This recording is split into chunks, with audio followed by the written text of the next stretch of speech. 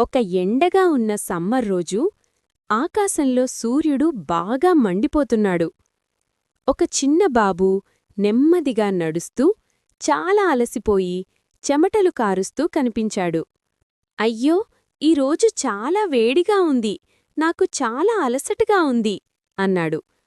అంతలో అతని అమ్మ నవ్వుతూ దగ్గరకొచ్చింది.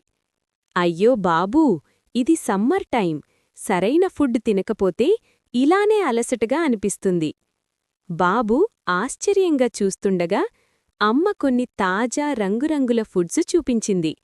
ఒక్కసారిగా పండ్లు అతని ముందుకొచ్చాయి.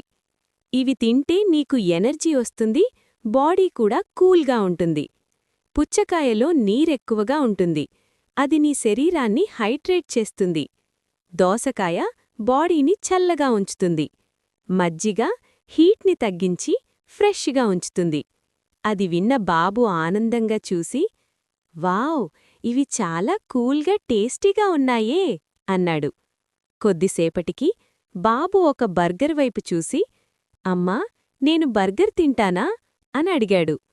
అమ్మ వెంటనే తల ఊపుతూ, అయ్యో, జంక్ ఫుడ్ కాదు, ఇవి సమ్మర్లో హీట్ పెంచి ఇంకా అలసటగా చేస్తాయి అని చెప్పింది. బాబు అర్థం చేసుకొని నవ్వాడు.